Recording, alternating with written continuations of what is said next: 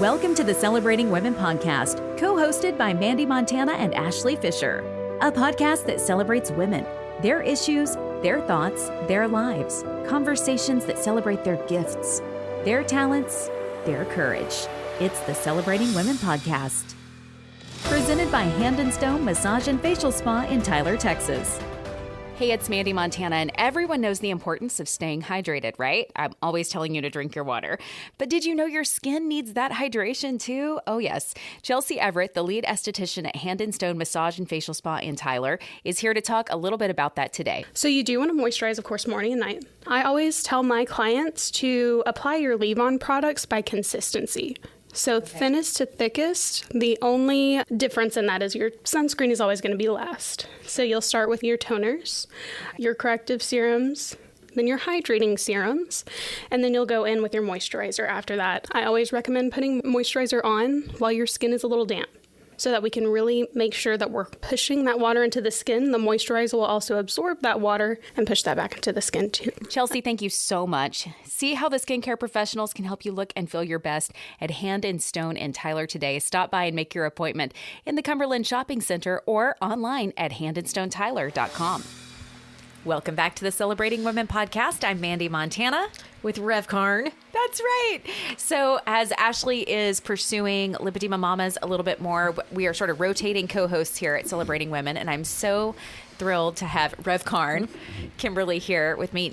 We've had you on before, a couple different episodes, but do you want to kind of tell a little bit about yourself as we dive into our topic today? Sure.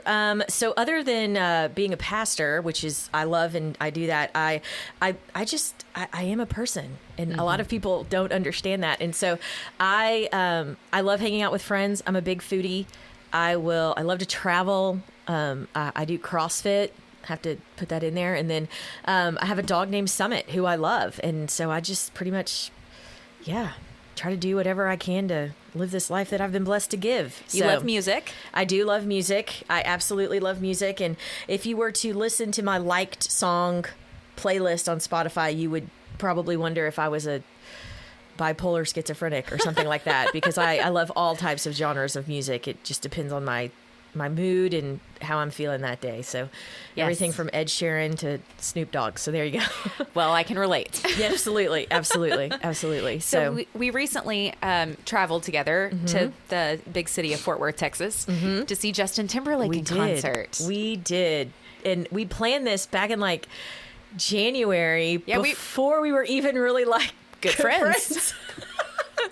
It's a true story. I think we were at Torchy's having drinks, getting to know each other, and I can't remember which one of us noticed that Justin Timberlake was going to be in town, or it could have been our friend Chelsea. But the three of us were having drinks, and then we were like, we should all go. Absolutely. When do tickets go on sale? Absolutely. And Chelsea was like, I have a Capital One card. I get early whatever. Yeah. And so then she was kind of like, I'm not really a big fan. She was like, I'll go stay at the spa, but I can get you guys tickets. And we were like, whatever, we'll figure it out later. So back in, January, we bought these tickets, and it's been on my calendar ever since. And then all of a sudden, June 4th was here. Yeah. We were traveling to Fort Worth. Yeah. And I happened to get a great deal at an amazing hotel in Fort Worth because I had some Marriott points stacked up. And so we stayed at the Drover. Yes. Which I had always wanted to stay at. And it just happened that there was like a deal on points. And I was like, we should do this. And so it's like this really sort of iconic Fort Worth hotel. If you've never been to Fort Worth, it's near the Stockyards. It's like 4 miles from where Justin was playing at Dickies Arena. And it's like total Texas, like cowboy hotel. There's all kinds of references to cowboys and westerns, and I don't know, there's boots and cowboy hats, and I know. You walk in and it smells like leather and bad decisions. It's so much fun. It does. There's a lovely bar, there's a lovely restaurant, and there's a fabulous pool that we got to take in the next morning. Yes, it was so nice, and the rooms were nice. It was one of those hotels where you walk in and you go, I can't afford this, but I'm really glad I'm here. Like, yes. Yes. It was just one of those like serendipitous moments. And why not? You know, occasionally when you get that opportunity, why not seize it? I mean, who knows if I'm going to get another opportunity to stay there. And so, yeah. And the food was incredible. It really was. The next morning we had brunch. Yeah. So good. The people were so nice. Yeah, the service was outstanding. It was, yes, it was incredible. It was a lot of fun. I wish I could go to that area on like a weekend to like see, like to have more time to like see the shops and to see the stockyards. And that was my first time ever to Fort Worth. So, but it was a good taste of what's to come. So that was a lot of fun. It took us forever to get there. It did. You know, sometimes traveling west on I-20 can just be brutal. It's awful. And I think it was the time of day traffic situation. But you know what? We had great conversation on the way up. We listened to great music. Yeah, we had did. Some good in and out. Yeah, we did. It was good in and out. And then that night, that's probably one of the better concerts I've ever been to. Yeah. Hands down. He puts on an incredible show. The pre-show itself. Yeah, it was. Like the DJ so they, instead of having an opening act, he had a DJ. He was art. He was very good at his craft. Yes. He could figure out, he knew the audience. He knew what to spin. He dropped Easter eggs as he was doing it. Yeah. It was so good. It was so much fun. Yes. I mean, it was pure joy watching it. You know, Kimberly and I are, you know, elder millennials, I think is the term, like borderline, not even a millennial. Like we're on the top side of that. And so there were a lot of people that were our contemporaries there, though. A little bit older, a little bit younger. But this was an adult attended event. This was not like your screaming teenagers, Taylor Swift or whatever. No. Those of us that were screaming for NSYNC in the late 90s, early 2000s decided to show up to the Justin Timberlake concert. Absolutely. And the fact that it didn't start till 9:00, we were like, oh Lord, it's like, what's happening right now? How old are we? Like, we're normally in bed right now. We're like, it's 9 p.m. and he hasn't even gone on yet. And we're already exhausted. But it was a great show. It was a really good show. Like I was very impressed with the way they used the arena, the way the setup was. I think I have like one complaint, and that was only that like some of his graphics on the screen were so intricate and they muddled him. Like you could not see him on the screens. It was kind of muddled, like it was like an artistic sort of representation of him. Yeah, and graphics. Almost. I'm one of those people that's like, I mean, you're enough. You know, I mean, like you look just fine up there on the screen by yourself, so you don't need any artistic like filtering. But it was a really good concert. I'm so glad I went. I would go again in Dallas. I would too. I think December is his date in Dallas. And the cool thing about Fort Worth is that arena is a little bit smaller. I think it's about half the size of American Airlines Center. Oh. And so you're kind of close. And I had gone to his 2020 World Tour about 10 years ago and saw him at American Airlines Center then. And he had this really cool stage effect where the like runway, he had like a T shape at the main stage, and that runway lifted, elevated, and like came out into the audience and brought him back to the backside of the arena. That's cool. It was really neat. And so like he and his band are sort of like suspended, you know, they've got cables on them, but they're dancing and singing on this like elevated piece that's coming to the back of the arena. It was really neat. Well, this time he didn't have that type of mechanism, but he did actually come down onto the floor with dancers and musicians, and they came down to an elevated stage where the DJ had been at the beginning of the show, or prior to his show, and performed down there. And so that was near where we were sitting, and so it was great. We got to see him up close. We got some great pictures. That's kind of where he did his like I don't want to call it an acoustic set. He did like 3 songs with his guitar, but one of them was his new one, Selfish, which is a great song. But it's just so fun. Like I'm watching back the videos and you can hear myself singing and I'm like, oh girl, okay. Just let that to the professionals. It was a fun show. So much fun.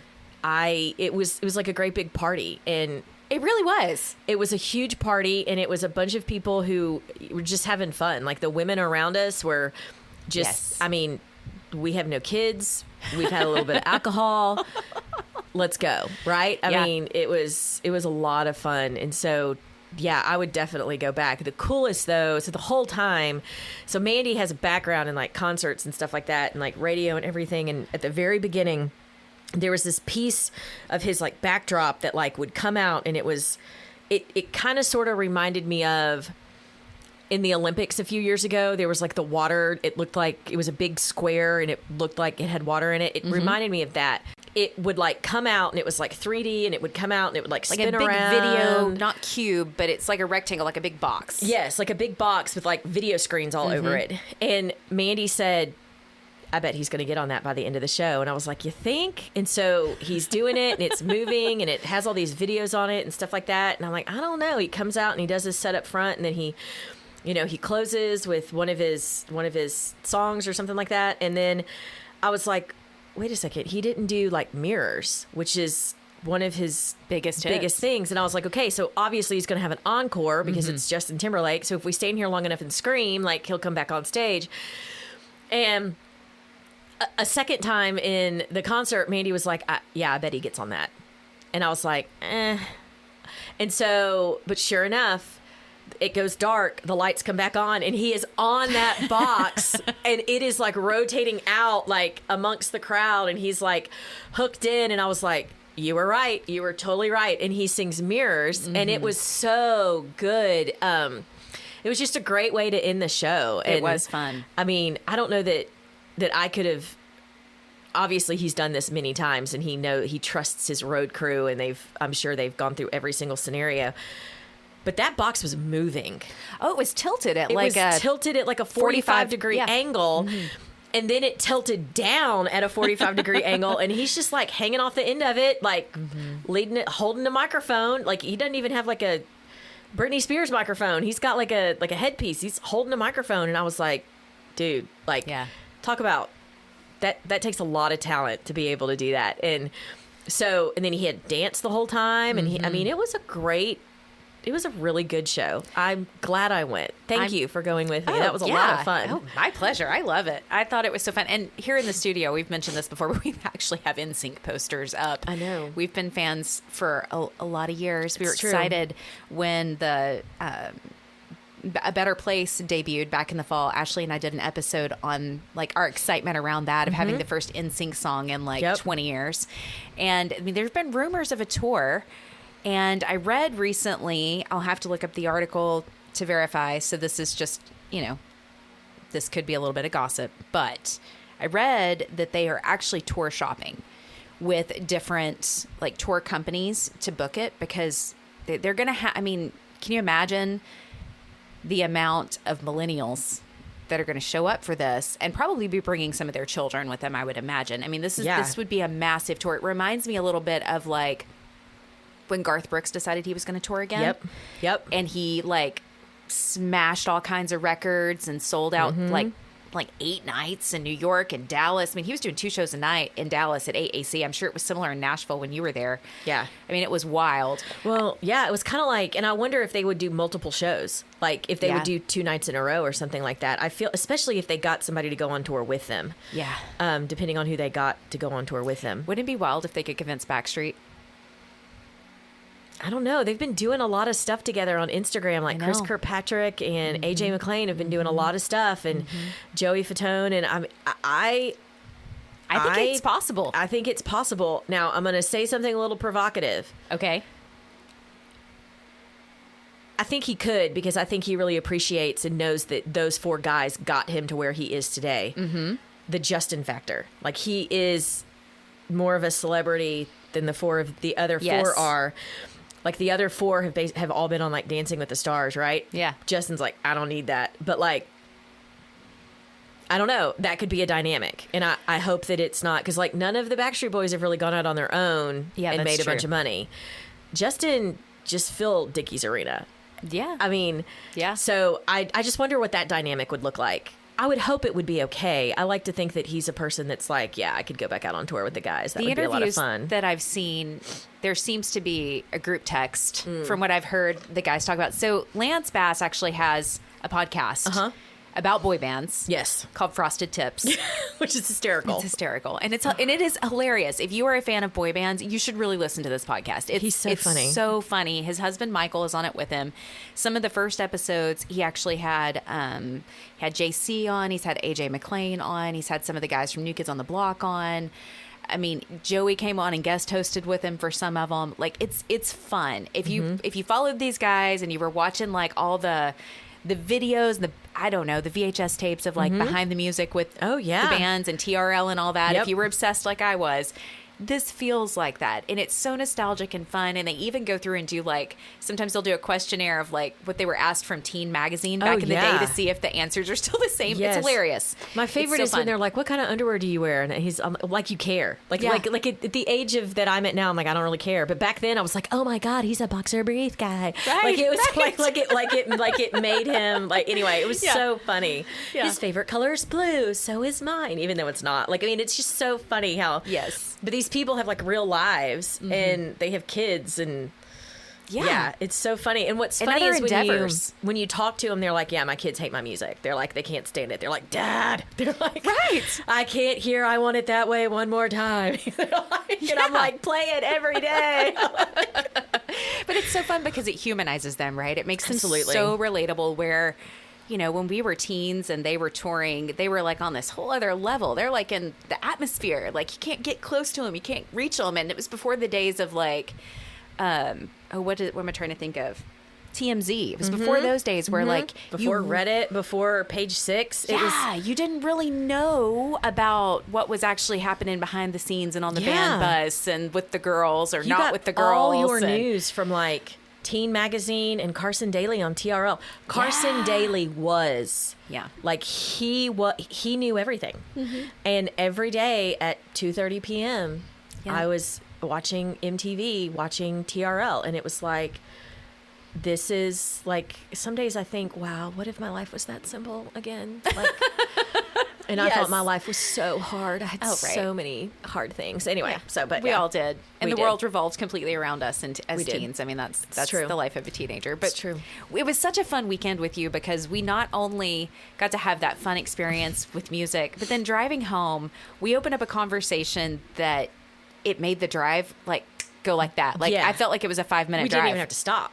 Like, no, we stopped like twice on the way there and we didn't stop at all on the way home. Like it was one of those things. So if y'all don't know, Mandee is like I would call her like, she's not an expert, but she's kind of getting there about astrology. Thank you. And she understands it enough to where she can kind of put it in layman's terms and she's not just like spouting off stuff. And you know, I listened to a podcast of hers on my way home from Nashville, actually, for my sister's wedding, and it was on astrology, and she was talking about Mercury rising and how all of these crazy things, or Mercury retrograde. Yes. And she was talking about how all these crazy things can happen. And the last time Mercury was in retrograde, it was in April, and I had a very interesting April. And that's when I was like, okay, tell me more about this. And so she did, and it's fascinating. So anyway, talk about that. Well, it surprised me. Okay. So growing up here in East Texas, I've been careful to share with some people that I'm interested in astrology because some people can misunderstand it and think that maybe it's some sort of religion or that I worship it or something, which is not the case. I find it to be a useful tool for self-evaluation. And I find it fascinating. And I've been interested in this since I was like 7 years old, which is kind of weird, but I just always have. And so I've known since about 2007 or 8, I think, is when I really started to get curious about it because I had better access to the internet and could learn more. I started learning that there's more to it than just your sun sign. So when you tell somebody, you know, when they're like, oh, we're going to look at our horoscope, and you start looking it up, you're typically going to look up your sun sign. So like for me, I was born in September, so I'm a Virgo. Kimberly is an Aries. Very much so.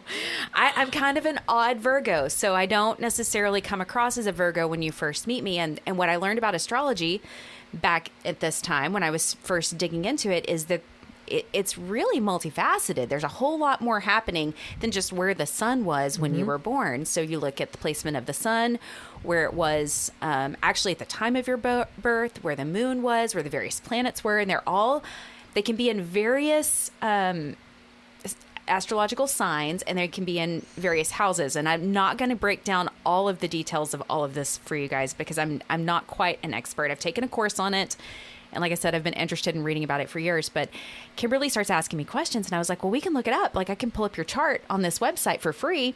So she pulls out her computer, jumps on a hotspot, driving down the road. She was like, where were you born? What's the zip code? What's the minute down to the second you were born?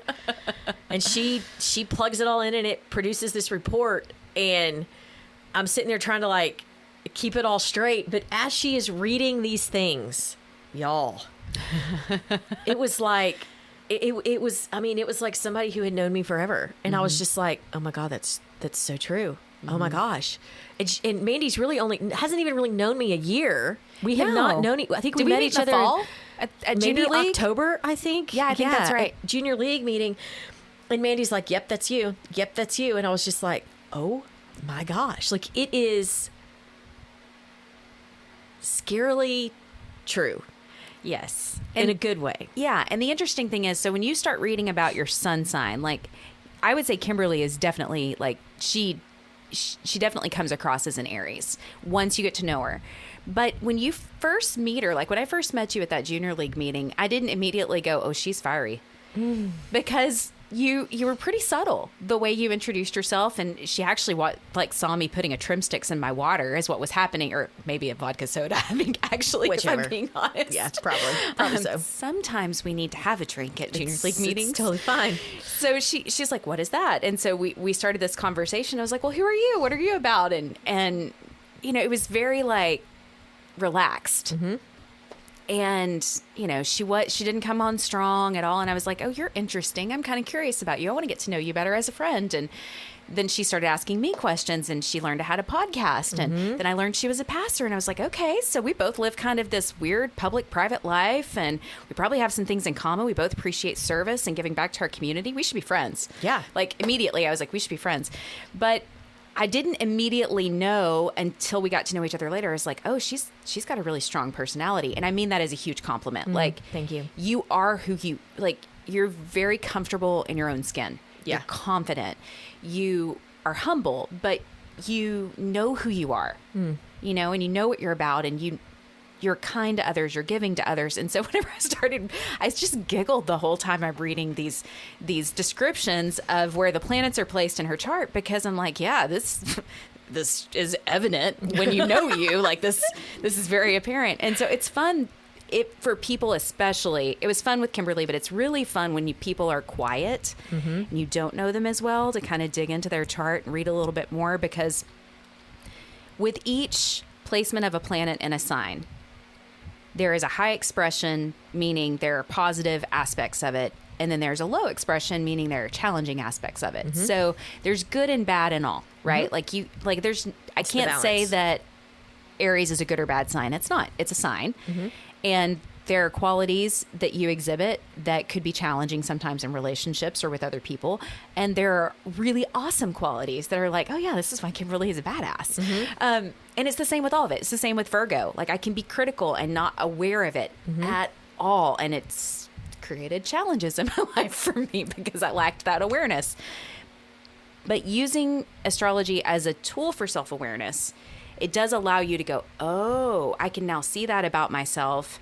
And I can choose whether or not I want to lean into the positive aspects, or if maybe I'm weak one day, I might fall into these negative aspects. Yeah, and I think that's really like part of it. So like whatever tool we use to understand ourselves, if it's psychotherapy, if it's psychoanalysis, if it's the Enneagram, it's the Myers-Briggs, if it's astrology, whatever it is, if it's, you know, strengths, signs, or, you know, spiritual, whatever, you have to realize that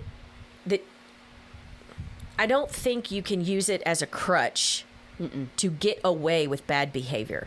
Agreed. Like, so I am an Enneagram 8. It totally tracks with being an Aries. Absolutely. And I know that I can come off, I have a very strong personality.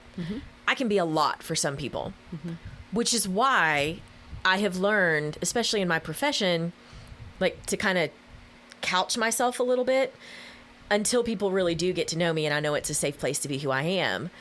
But also, like, I can come across as like very confrontational because I'm not afraid of conflict, and I have a snark and a wit that can be very cutting. And if you don't know me well, that can come across as mean. And I never want to come across as mean or that I'm challenging people or always confronting people. And so I've done a lot of self-work in trying not to do that. Mm-hmm. And I think there's a difference in saying, well, I'm an Aries, I can act like that. Nope. Yes, you're an Aries and you have those tendencies, but what self-work have you done to like make other people not just want to stay away from you? Because there are those people who you have to take them in. I never want to be one of those people that you have to say, oh, I don't want to go if she's going. Yes. I've never felt that way about you in our 6 months of being friends. I'm so glad. I'm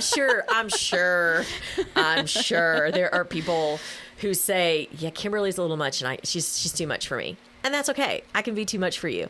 And it just is what it is. But I think we as a culture don't do the hard work of seeing, how can we live into these positives and maybe not just let the negatives, override everything.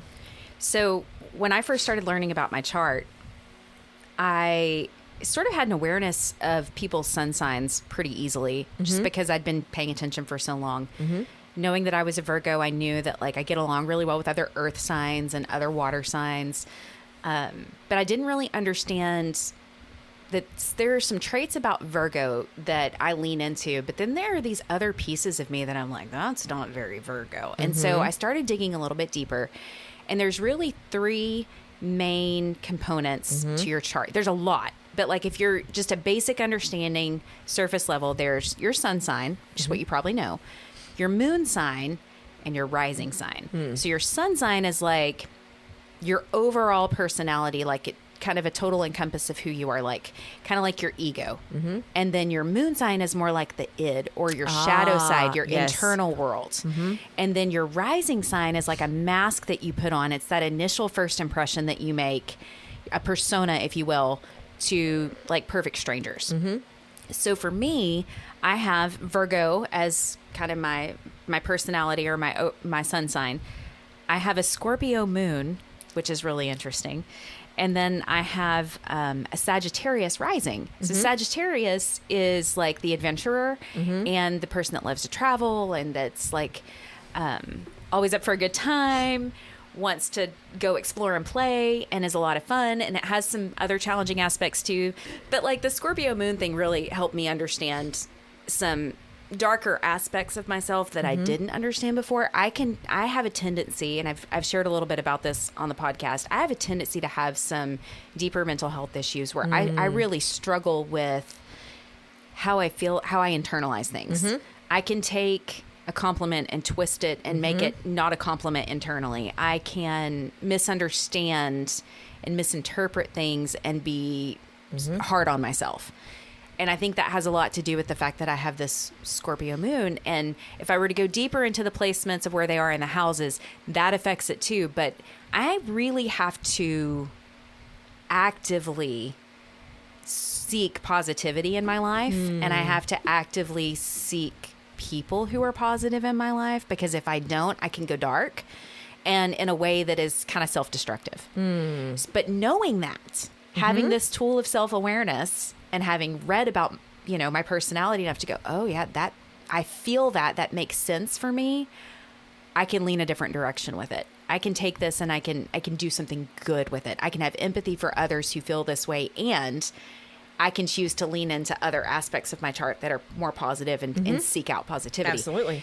And so it was interesting to look at Kimberly's chart in this way too, because Aries is a fire sign, and it's a sign of like leadership and strength and like a force to be reckoned with. It's the first sign of the zodiac. It's like the origin point.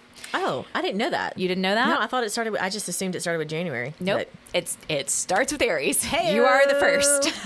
So what's interesting is her sun is not only in Aries. Mercury is often also in the same sun sign as your chart, but or as your sun.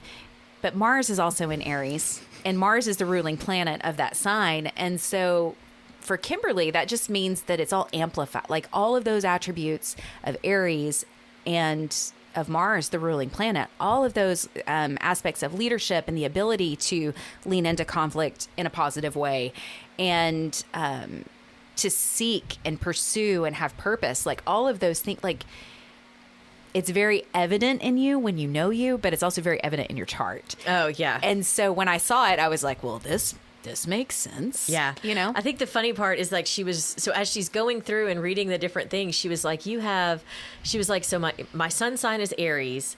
My moon sign is Virgo. Leo, which is the lion, which is also a fire sign. Also, but then my rising sign is also Virgo. Mm-hmm. So that's like the little bit of a balance, which is, what Mandee is. But then as she's reading, she's like, oh, your Venus is this and your Jupiter is this. And like more than half of them are like fire signs. And it's like, she was like, I've never seen this many fire signs in one person. And I was like, oh boy. It's a lot. I mean, yes. But and that's not good or bad. It just is. And I have a lot of fire in my chart too. It's just not in my sun or my moon. It's like my Mercury, Venus, and not my Mercury, but my Venus and Mars and Jupiter are all fire. And so is my rising sign. And so I relate and understand because I have this, it's like a passionate personality. It's a fiery person. It's somebody who wants to get things done and take action and be a force in the world that again could be good or bad. Kimberly and I hope that we're a force for good in what we're doing.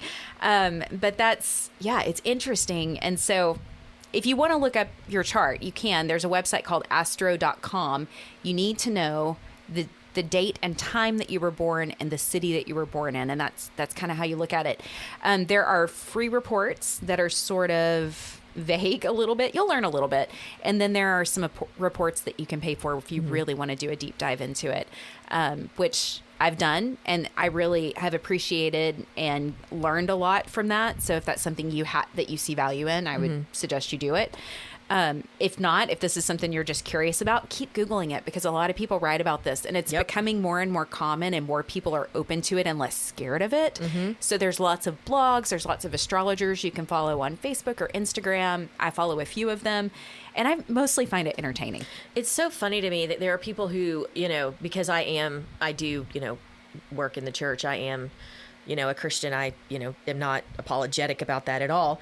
And people say, and I was telling them, I was like, my friend Mandee, we did a deep dive on the way back. I found out what my moon sign is and what my rising sign is and like all these different things. And like, I'm going to get the report and I might just kind of look into what happens when Mercury is in retrograde to people like me who are so fiery. Like, do I lose my mind a little bit and do things I would never not do, right? And things like that. And so somebody said to me, oh, so you're getting into all that new age stuff. And I was like, no. I'm pretty sure Plato and all of the planet guys, like I'm talking ancient Greeks, ancient Romans who did all that stuff and found all that stuff. If my dates are correct, they're not new age. This is not new stuff. It's not new. Is it science and is it scientifically based? Absolutely. But then that leads to another conversation of I believe in science. Like I am a Christian who believes in science. Like God orchestrated all of this in my mind. I don't know how it happened, but it did. And it all works together. And so for me, it's not witchcraft. It is another tool, a natural occurring tool that can help you understand who you are. And I truly believe that when we better understand who we are, we can better understand our Creator and we can better understand the world in which we live. And all of that is something that I really think that God wants for us. Like I really think that. And so if knowing these things about me can help me be better at what I do, then, why not use it? It's kind of, I just wanted to kind of put that caveat in there for people who are like, oh my God, this, she's a witch. Like, no, we're not practicing witchcraft. We're just looking at the placement of the stars. And so astronomy is like the study of the stars, right? Like of where they are and like they're in their physical space. And astrology is more of this like intuitive tool based on what we know about how they affect nature, right? I mean, we know that the moon controls the tides, right? Like that's a natural scientific observation. We know that, yes. It affects us too. We're like, what, 80, 90% water? Yes. So yes. It very much affects us as well. So this is just a tool and a kind of a fun, playful one. There's some really fun apps out there too now. You know, when I first started digging into this several years ago, the phrase that Apple had termed initially was there's an app for that. Back in the day, there weren't many astrology apps. Like I would look for them. I was kind of in search of more knowledge about this because I was so curious. And I have a tendency to obsess when I latch onto something. But again, that's part of my chart. Like that's something I know about myself now. You want to know as much as you can about it. Yeah, absolutely. But there's one that several friends and I, it's kind of playful and snarky. So this might be something that would interest you. Here, it's called CoStar. Let me look it up. I'm going to look it up. I'm going to download it right now. And CoStar allows you to, it's also a social app in that you can connect with your friends. Okay. And so it will share funny little quips about your interaction with your friend's chart that day. It'll give you kind of a daily horoscope. The second one? Yep, it's the second one. It's kind of a black square with almost like a full moon symbol or a waning or waxing moon on it. But it's neat because you can link it to the contacts in your phone. And if your friends are also on CoStar, you can request to be friends with them there. And then you can know what's going on with them and interact. And so some of the girls that I work out with and I are each in this app. And it's just fun and playful and silly. Like one day I think it made some sort of joke about my friend Joanna and I. Like it said, today you and Joanna should like go hang out in a mansion and read by the light of candlesticks or something silly like that. Hysterical. I mean, it's silly. It's playful. That's really funny. So if you're into like an entertainment and also curiosity about this, that might be a fun app for you. But there's several out there. If you just, search for it in the App Store, I'm sure you'll find something entertaining. It's so funny to me because I feel like it's going to be one of those things where like there are people that say to me, all right, 8. Because I'm an 8 on the Enneagram, and I'll be like, well, that's the 8 in me, or whatever. And I wonder now if people are going to be like, all right, Aries. Like, I mean, all right, Leo, like get your mind together and be like, okay, I'm going to get a notification and Mandy's going to be like, Mercury is in retrograde today. Do not answer your phone and do not send any text messages. Yeah. Like, do I need to come take your phone from you? There are some people you should not text today. These are the people you should not talk to today. Yes. Or for the next 30 days. Like, And it's funny because when you start interacting with your friends, you will start to notice traits. Like I have a very dear friend, Carla. We've been friends for probably like 16 years. Carla and I are both Virgos. And so oftentimes in our conversation, we're like, well, that's the Virgo in us, or that's our Virgo tendency. Yeah. And it's fun. It's just kind of playful, and it's a way for us to connect on a deeper level. And so it can be a tool for that too. Like it can deepen relationship. It's so funny. This app just popped up and it was like, put in your stuff. So I put in my, where I was born, date, all that stuff, time. You're an Aries, Leo, Virgo, which is exactly what we just said. And it says, no filter, gets angry, then forgets why they were angry, thinks everything is a game they can win. Ooh. Mandy and I were having a conversation just before the podcast, and it will not go on mic, but like... That is so true. That is literally exactly what we were just talking about. So it's really funny. It is fun. You know what? Funny. I think this is a good opportunity to sort of wrap. So if you want to look up CoStar, that's the name of the app we were talking about. If you want to look up your birth chart in kind of a more scientific way, go deeper, astro.com is that website. And then if you want to talk to us about this, send us a voicemail because this could be fun for future podcast. And Kimberly, I would love for the next time you come back in the future, whether it's the next episode or a future episode, let's dive deeper on the Enneagram because that's something I want to study more. Yes. Okay. And I've looked into a little bit. Yep. But my friend Carlene has actually done like the full Riso Hudson test. Yes. And so I want to see if she will do that and grade it for me so I can get my official number. Absolutely. And then maybe the three of us could talk about it. Yeah. So actually I have a colleague of mine, her Reverend Dr. Erin Muckleroy. Yeah? She just did her dissertation on the Enneagram and spiritual practices with the Enneagram. Interesting. Fascinating. She was like, hey, I'm going to use you as the 8. And I was like, okay, fine. And she was like, anyway, it is, if you are not, the Enneagram is is great. And it also has like a shadow side and an in stress side and like all these different attributes. I enjoy tools that give you multiple aspects, like not just this is who you are, but when you're stressed, this is who you are. When you're unhealthy, this is who you are. When you're really healthy, this is, and it kind of helps you notice, like, if I'm starting to act this way, maybe there's something else I need to look at, that's going on. Yeah. So yeah, absolutely. Perfect. Yeah. Good. Thank you so much. Yeah, this has been fun. I know. We'll let you know when we go in December to see Justin. Bye. The Celebrating Women podcast wants to hear from you. Email us a voice message to celebratingwomenpodcast@gmail.com. We would love to hear your story or the story of an incredible woman you know. Become part of the conversation on social media. Facebook.com/celebratingwomenpodcast. On Instagram, search Celebrating Women Podcast. The Celebrating Women podcast has been presented by Hand and Stone Massage and Facial Spa in Tyler, Texas. Book your appointment today. Stop by the spa in Cumberland Shopping Center or online at handandstonetyler.com. The Celebrating Women podcast is created and hosted by Mandee Montana and Ashley Fisher. Support the show for as little as $3 per month at celebratingwomenpodcast.buzzsprout.com or visit our show notes. Thank you for listening, and don't forget to subscribe to the Celebrating Women podcast.